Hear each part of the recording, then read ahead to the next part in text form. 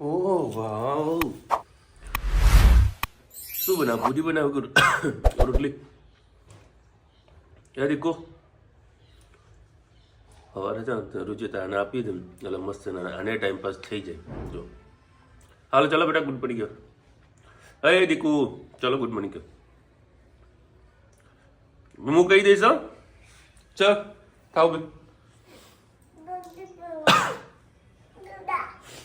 હા કસ કસ કસ કસ કસ કસ.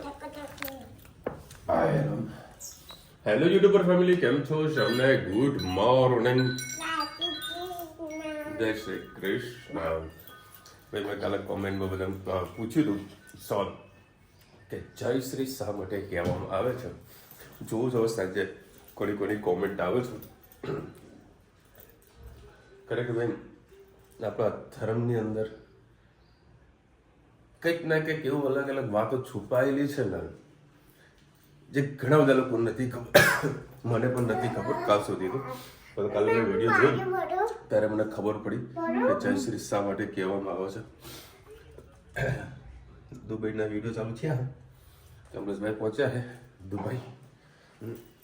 અને આજે ભાઈ કાલ રાતે થોડી ઠંડી હતી, આજે પણ થોડી ઠંડી વધારે છે. એટલે શરીર હજુ તો આમ એવું થાય ને અક્કડ થઈ ગયું છે. રુચિતા કે દવા કરી લો. હા હવે દ્વારકાથી આ નીકળ્યા ને તો રુચિતા કે તમે દવા પી લો, હું તમને દવા આપું છું. બધું જો દવા પીવા બેસીશ ને તો ગાડી ડ્રાઈવ નહીં કરી શકે, કારણ કે શરદી ઉધરસની દવામાં તમને ખબર જ છે એ ઓલવેઝ તમને ગેન ચડાવે. બરાબર બધું ભાઈ મારે કન્ટિન્યુ ટ્રાવેલિંગ કરો, તું રહેવા દે. દવા વગર મને ચાલી જશે. અને શાંતિથી હું દવા ના કરી. રાત્રે 12 વાગે આવ્યા ને અમે કડી તો મને જબરજસ્ત ઊંઘ તો ચડી. બધું રહેવા દેવા અડધો કલાક છે, અડધો કલાકમાં આપણે મેવાડા પહોંચી જઈશું. અને માંડ ડ્રાઈવ કરી. બાકી ઓવરઓલ અમને બહુ મજા આવી દ્વારકાની અંદર. પણ એટલું મેં તમને કહું છું કે ભાઈ વાર તહેવારે કદી જવું નહીં, કોઈ પણ ધાર્મિક સ્થાને, કોઈ ફરવાલાયક સ્થાને. રેગ્યુલર ડે જવાનું સોમથી શુક્ર. પબ્લિક તમને બહુ ઓછી જોવા મળે, જેથી કરીને તમે ફરી શકો અને ફેમિલી સાથે એન્જોયમેન્ટ સારું એવું કરી શકો. અને આ જુઓ રોટલી હવે ધીરે ધીરે ગોળ થવા લાગી છે. એ શું મૂક્યું બાજુમાં? હે ધનુ કોફી છે? હા આ પ્રસાદી ને હવે અત્યારે ભૂકો કરવાનો છે. કારણ કે હા કેવું કરવાનો? ભૂકો કરવાનો છે, કારણ કે સોસાયટી બી આપવાની છે, કોમ્પ્લેક્સમાં લઈ જવાની છે. એટલે અત્યારે આ વાડકામાં બધો ભૂકો કરી દઈએ અને ડબ્બામાં ભરી લઈ જઈએ. Good morning. આજે આપણે બનાવીશું રીંગણ બટેકાનું રસાવાળું શાક. એના માટે મેં 3 પડી જેટલું તેલ લઈ લીધું છે. હવે આપણે તેલ થઈ જાય એટલે રાઈ એડ કરીશું. એમાં તેલ થઈ ગયું છે, એમાં રાઈ એડ કરીએ.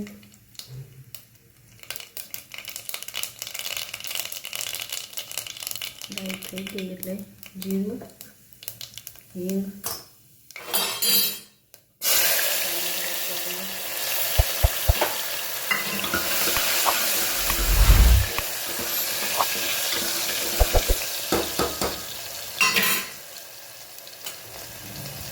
ટામેટાને સાથે સાથે પાકી જશે. આજે આપણે રીંગણ બટેકા નાખી દઈએ અને પછી મસાલો કરીશું. આવી રીતે તમે શાક બનાવજો, ટેસ્ટ એનો ખૂબ જ સરસ આવતો હોય છે. મસાલા પહેલેથી નાખો તો વઘારમાં બળી જતા હોય છે. આ રીતે ટ્રાય કરજો, ખૂબ જ સરસ ટેસ્ટ આવશે.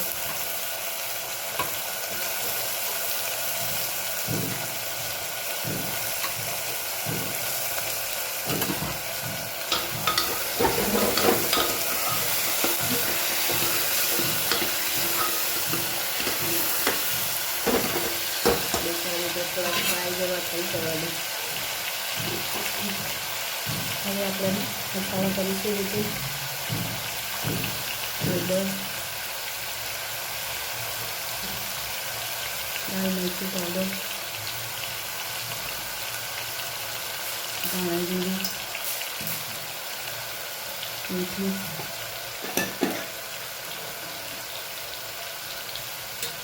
અને પછી સાથે ગોળ પણ એડ કરી દઈએ.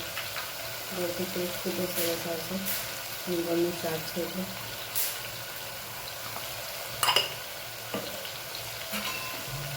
સરસ મિક્સ કરી લઈએ.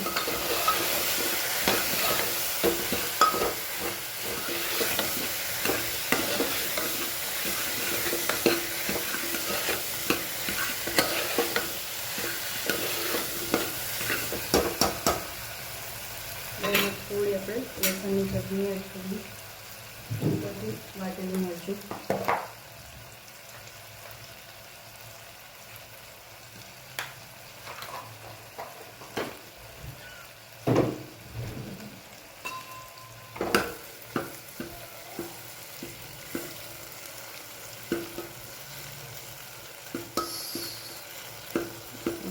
થોડીક વાર થવા દઈએ.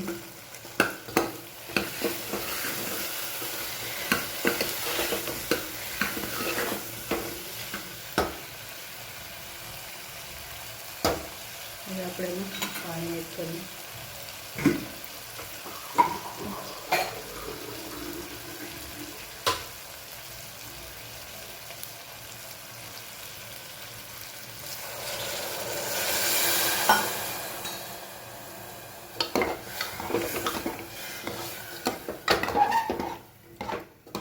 હવે 4 સીટી મારી દઈએ એટલે આપણું સરસ રીંગણ બટેકાનું શાક તૈયાર.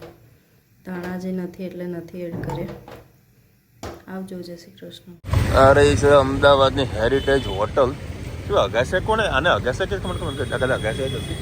અને અત્યારે સીધી સૈયદની જાડી અને બરફ બંને સંગારી છે.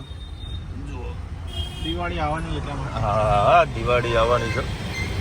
આ વીજળી ઘર આજે અમદાવાદની અંદર સુભાષ બ્રિજનો જે બ્રિજ ખરો ને એ કંઈક તૂટી ગયો છે.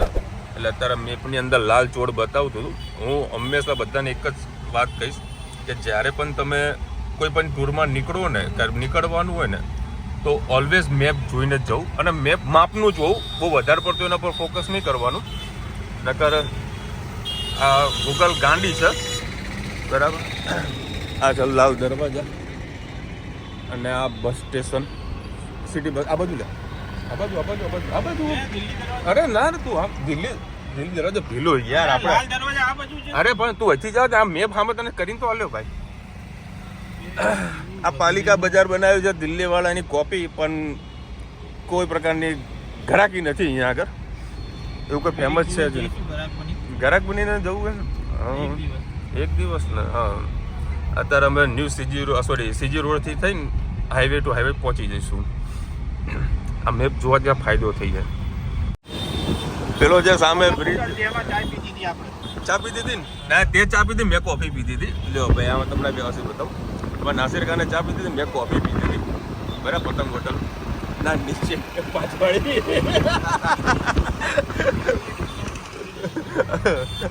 હવે તો ઉપર જઈને ડિસ્કાઉન્ટ માંગવાવાળા માણસ રહ્યા ભાઈ. રિવરફ્રન્ટ એવી સરસ મજાની જગ્યા છે ત્યાં બેસો તો મોજા દરિયા આવે. આજે અમે ઘણા ટાઈમ પછી મતલબ ફર્સ્ટ ટાઈમ આ રોડ પર નીકળ્યા છીએ. જો આ લિફ્ટ અપ એન્ડ ડાઉન થઈ રહી છે. આવી ગઈ પતંગ હોટલ. ભાઈ તો મેપે જોજો. અરે હું તને લઈ જાઉં ને ભાઈ.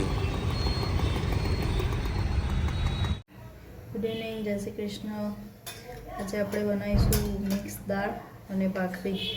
મિક્સ દાળ બનાવવા માટે મેં 5 જાતની મિક્સ દાળ તૈયાર મળે છે અમારે ત્યાં. મેં બાફી લીધી છે. હવે મેં કઢૈયામાં 3 પડી જેટલું તેલ લઈ લીધું છે. આપણે એમાં એડ કરીશું રાઈ થઈ ગઈ છે. એમાં જીરું એડ કરીશું, એક લાલ મરચું અને તમાલપત્ર એડ કરી દઈશું.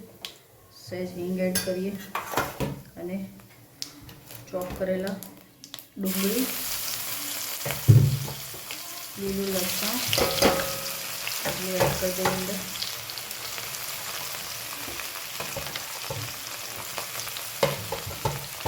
થોડીક વાર એને થવા દઈએ ગુલાબી. સાથે સાથે ટામેટા પણ એડ કરી દઈએ એટલે પાકી જાય.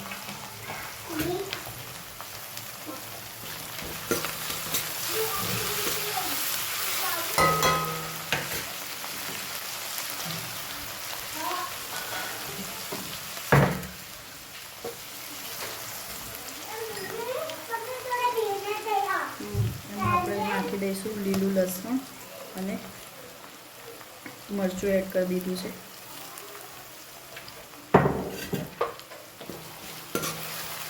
થોડીક વાર હવે થવા દઈએ. આમાં રૂટીન મસાલા કરી લઈએ. આજે સબ્જી થોડી સ્પાઇસી થઈ જશે કેમ કે આપણે લીલું મરચું વધારે નાખ્યું છે એટલે આપણે આજે લાલ મરચું નહીં નાખીએ, હળદર જ એડ કરીશું ખાલી. જરૂર પડે તો સહેજ પિંચ જેટલી નાખીશું. 2 ચમચી ધાણા જીરું અને સહેજ જ લાલ મરચું એડ કરીશું આપણે. દાળમાં મીઠું થોડું આજે વધારે પડી ગયું છે એટલે આજે એમાં મીઠું થોડું ઓછું એડ કરીએ. સરસ મિક્સ કરી લઈએ. તો મસાલો બળી ના જાય એટલે આપણે એમાં સહેજ છાંટો પાણી નાખીશું એટલે તરત જ સબ્જીનું તેલ છૂટું પડશે.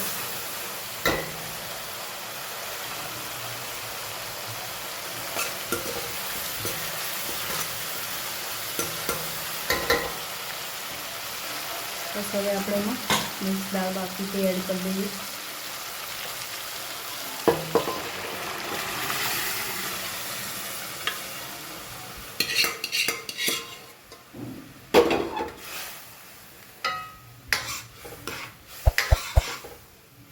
થોડીક વાર હવે દાળને ઉકળવા દઈએ.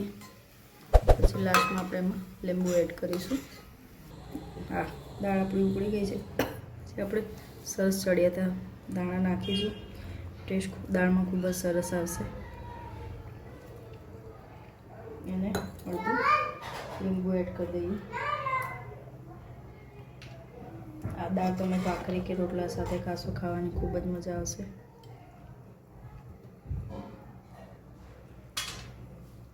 આપણી મિક્સ દાળ તૈયાર. આવજો. જય શ્રી કૃષ્ણ.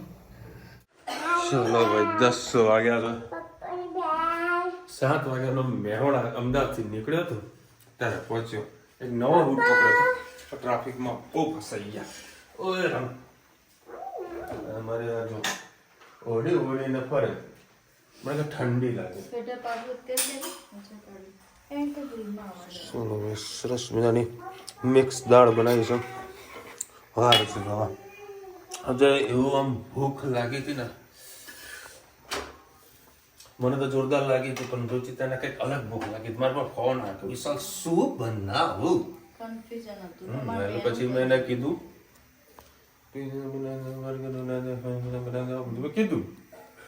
કે વાંધો નહીં, વઘારેલી ખીચડી બનાવી. એવું કંઈ નહીં કીધું. તો છેવટે પછી શું આવે, વઘારેલી ખીચડી જ આવે ને. ભાઈ મસ્ત ગરમા ગરમ દાળ અને એક પાપડ શેકાશે. હા હા, મોજ આવી જશે આમ. જો આમાં છે લસણની ચટણી છે, ભાવનગરી સોરી રાજકોટી કાઠિયાવાડી. જુઓ ખાવાની મજા કંઈક અલગ હોય. આજે બાદ થોડી ઠંડી પણ વધારે પણ છે ને, ઘરમાં આવે એટલે વધારે નહીં લાગતી, પણ છે ખરા. સવારે મસ્ત ઠંડી પડી ગઈ. જો હવે અત્યારે નળ લગાવવાનું છે, કારણ કે અત્યારે નગરપાલિકાથી ફોન મેસેજ આવ્યો હતો કે 5 દિવસ પાણી નહીં આવવાનું. ના, એવું નથી. અત્યારે શું માટલાનું પાણી પીને માટલું ઠંડુ પાણી બુક કરી નાખે છે. એટલે રુચિતા કે આપણે પડ્યું છે તો વાપરી લઈએ. એટલે હું આ ફિટ કરવાનું છું, પણ રુચિતાની રીતે પ્રયત્ન કરે છે. જોઈએ છે કેટલે સુધી થાય છે કે નહીં થતું એનાથી. હા તો લાય હું કરી દઉં. હાલ ચલો ભાઈ, નળ ફિટ કરવાનો તો કરી નાખ્યા. હવે તારે ચેકિંગ ચાલુ છે. ચેકિંગ ચાલુ છે, પાણી આવે છે કે નહીં આવે. ટપક જ કે નહીં ટપકતું. મેં રુચિતા કીધું આને આખી રાત ભરીને મૂકી રાખ, એટલે અંદર જે બી વતરણ છે ડસ્ટ હોય ને. પેલું આદુનું બનાવી પીલું. હા યાર, અત્યારે રુચિતા કંઈક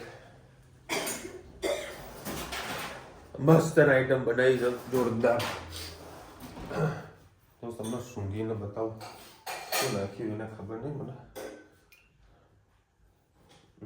આદુ ને હળદર ને બધું નાખ્યું. આમાં પીજો.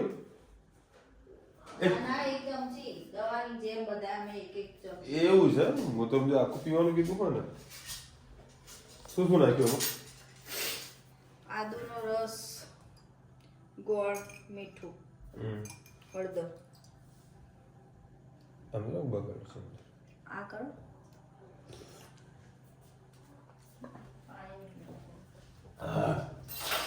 ગરમ પડશે થોડું. જોરદાર, સારું છે, ટેસ્ટી. એ ગોળ નાખ્યું એના કારણે તો મજા ના આવે દવામાં મજા લેવાની હોય.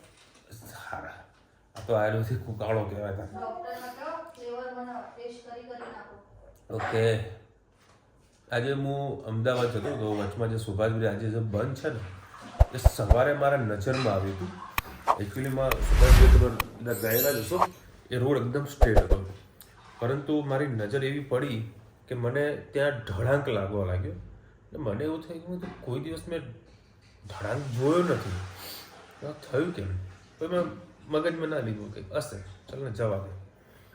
પછી આજે જે સોશિયલ મીડિયામાંથી મારા ગ્રુપમાંથી એક ફોટા આવ્યા કે સુભાષ બ્રિજ બંધ છે અને એ બ્રિજ તૂટી ગયો છે, તૂટી ગયો મીન્સ આખું નમી ગયો છે, બરાબર. ત્યારે મને રિયલાઇઝ થયું આ વસ્તુ મારા નજરની સામે મેં જોઈ છે સવારે 11 વાગે, અને આજે બ્રિજ બંધ કર્યો છે અને 5 દિવસ માટે બ્રિજ બંધ રહેવાનો છે. એટલે ખૂબ જ ટ્રાફિક જામ થશે, કારણ કે નવી સિટીમાંથી જૂની સિટીમાં જવા માટે એકમાત્ર એ રસ્તો છે કે બીજા રસ્તા ઘણા બધા છે, પણ એક મેઇન રસ્તો છે રહ્યો સુભાષ બ્રિજ. એટલે હવે કાલે મારે એરપોર્ટ થઈને જવું પડશે. એરપોર્ટથી ખાલી 5 કિલોમીટરનો ફરક પડે છે, લોંગ થાય 5 કિલોમીટર, પણ જલ્દી પહોંચી જઈએ.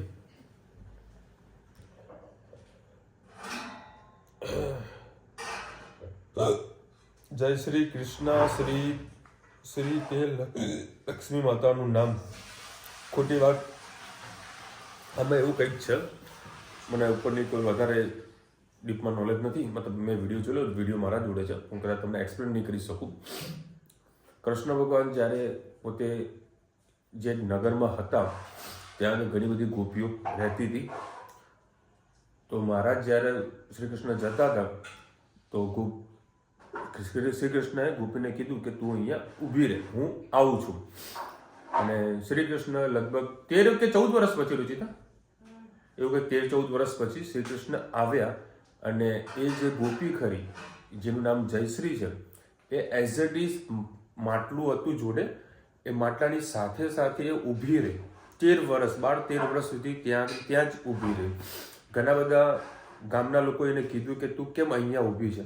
ત્યારે એને એવું કીધું કે મારા રાજાનો કે શ્રી કૃષ્ણનો આદેશ છે કે તું અહીંયા ઊભી રહે, તો હું જઈને આવું છું, એના કારણે એમની રાહ જોઈને હું અહીંયા આગળ ઊભી છું. એટલે કૃષ્ણ ભગવાને એવું કીધું કે તારી કહીએ ને કે એનો એક શબ્દ આવે છે કે આજ્ઞાનું તો મારું પાલન કર્યું છે, એનાથી હું ખૂબ પ્રસન્ન થયો છું કે હું તને એક આશીર્વાદ આપું છું, જ્યારે પણ મારું નામ લેવાશે ને કૃષ્ણ, એની આગળ તારું નામ પહેલાં લેવામાં આવશે. એટલે એનું નામ પડ્યું છે જય શ્રી કૃષ્ણ. જયશ્રી કરીને બેન હતા, એનું નામ છે જય શ્રી કૃષ્ણ પડ્યું છે. આવું તમારાનો ફૂલ વિડીયો જોતો હોય તો મને ખાલી કાલે કોમેન્ટમાં કહેજો, લિંક આપો તો હું ઇન્સ્ટાગ્રામની જે વિડીયોની લિંક છે ને એ તમને ફોરવર્ડ કરીશ, જોજો. બહુ સરસ મજાનું ભાઈ એમાં વિડીયોમાં સમજાવેલું છે. આપણી ધાર્મિક બાબતો ભાઈ સલ્યુટ કરવી પડે. નોરેન સૈયદ લખી રહ્યા છે વિશાલભાઈ, બાબુ કાકાનું ઉબાડ્યું હવે આપણા અમદાવાદ નિકોલમાં આવી ગયું છે. એવું છે, પણ નિકોલ મારું પોસિબલ થાય નહીં જવા માટેનું. મહેતાબેનને લખ્યું હતું મહેતા ત્રિવેદી કે જામનગરમાં મીટઅપ રાખો. આપણે જ્યારે ફર્સ્ટ ટાઈમ અમે જામનગર આવ્યા ત્યારે મીટઅપનો પ્રોગ્રામ કર્યો હતો ને રુચિતા? આપણે બધાને કીધું હતું કે આપણે આ જગ્યાએ મળીશું.